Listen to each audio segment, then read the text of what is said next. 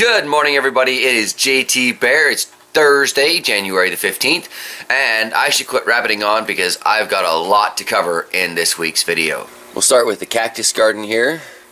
Those larger prickly pears still aren't showing any kind of budding or new growth yet, but that wild prickly pear, at least I still think it's a wild prickly pear. I don't know how well you can see that, but it's starting to show a little bit of a new bud forming on it. That's cool. And I did end up taking one of those fresh green bits off of the pony prickly pear and planting it just to see if it'll do. They seem to be coming along fairly well though. There's that pony prickly pear that I rescued from the Art Naps compost pile. Look how much that thing has grown. That is just phenomenal. I really do want to transplant it, but clearly not the now. Definitely am going to have to cut off a lot of these new bits though, because that's getting a little insane and crowded. Then back here we've got the orchid. I guess I need to cut these off if I want to get new flowers forming on there, but that's not a major issue for right now. The walking stick cactus with its little pet plastic camel seems to be doing alright. Chox was saying the other day she thinks this has gotten a little bit bigger. I'm not sure. I really should measure it. That way I'll know. Alright, but also hanging out with the cactus garden we have those indigo rose tomatoes. These guys are coming along quite well, I think, for early January tomatoes in our little house. Then the squash plants, they've still got that browning on the leaves. I put a little bit of fertilizer in there, but not much. You can see these new leaves seem to be doing much better though, so that's good. Look at all those clusters in there. This one over here. So I'll be quite curious to see if anything comes of this before I get it outside. Seems a little spindly, but I don't really know about squash. Is it supposed to be sturdier than this? Here's a question for squash people. If I cut this back to prune it like I would a regular plant, will it bush out, or is that gonna like kill my squash? So squash people, get back to me on that one please. I guess I forgot this from the cactus garden. I'm trying to root that aloe vera. I'm not entirely certain it's taking yet, but hasn't flopped over brown and dead yet. That's a good sign. Our little rescued Christmas tree is it's taking in a lot of water, but it doesn't really seem to be putting it into the tree itself. Like, most of this still feels pretty dead. So I don't know what's going to come of that long term, but we'll see. I'll keep plugging away at it, and hopefully we'll get some nice, bright, green, fresh growth on this, and I'll be able to know it's alive.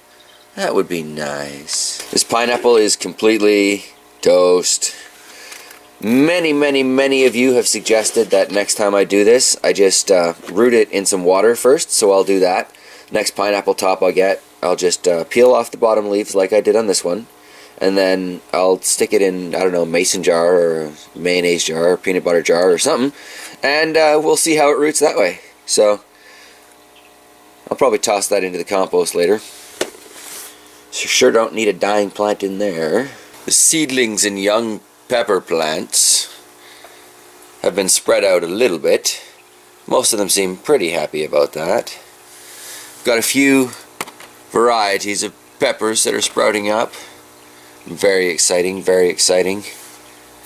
Got some Scotch bonnets in there and some long red cayennes. This is not a pepper. This is my Malabar spinach. Very exciting. That's probably the seedling I'm the most excited about.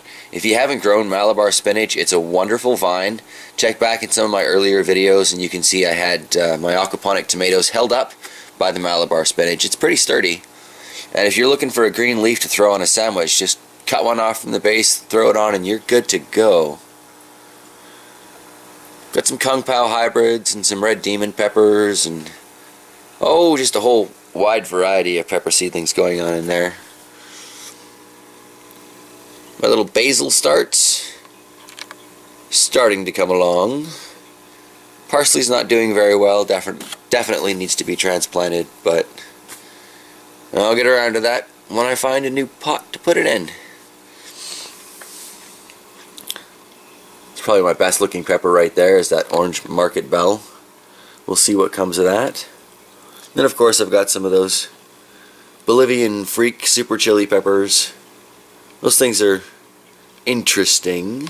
One thing I think I have noticed about hot pepper plants is that when their seed leaves come out and they've got that purpling on them, and when their stems have that purpling on them, I've found so far that that kind of indicates the plants are going to produce a much hotter pepper. In the past couple years I've been looking at just the various colorings of the pepper plants, and yeah, I've noticed a purple stem, purple leaf, that's going to be a burny type pepper. Alright, sort of a fish tank update. We picked up this little auto cat from the Total Pet.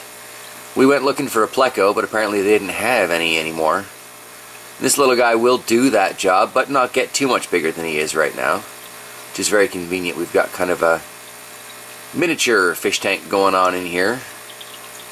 So, that's cool. We may get one or two more of those though, because he's not making enough of a dent on that algae patch on the front of the tank. Otherwise though, let's see if I can get a different angle.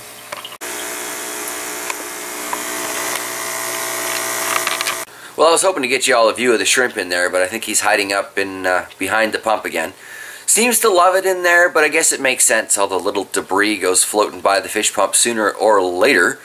Well, I guess that just leaves the greenhouse, doesn't it? Let's go check it out. Well, it's still just about freezing here in the greenhouse. As you can see, I trimmed that cat mint a little bit. Not exactly a proper and careful trimming. I forgot to bring scissors out, but trimmed it as best a pocket knife can do really quickly. Fish are all pretty happy. Not really a lot of change going on in the aquaponic garden. Those pak choi are looking nice though. Our kale's on a take a break program because I want to get some more leaves on it. Which sucks because I really like kale. Although, that one will be ready to harvest, I guess, in a couple of months or so. Considering how cold it is out here, I think this stuff's all doing pretty darn well. That strawberry's going to be so ready to go come spring. Speaking of come spring, I've got that other ice fishing sled. I think I'll be converting that this spring. Just so I can, you know, double my grow space again. I miss having more of an aquaponic garden than just this one little bed. The no power stuff is cute and interesting and it does work, but it's more of an experiment than anything else. I don't really consider it a productive garden. It's just kind of, look, it can be done even under these extremely ridiculous circumstances. So that's going to be about it for me. Let's take a look at the fish. As always, I am going to say thanks for watching, everybody. Have yourselves an absolutely wonderful day.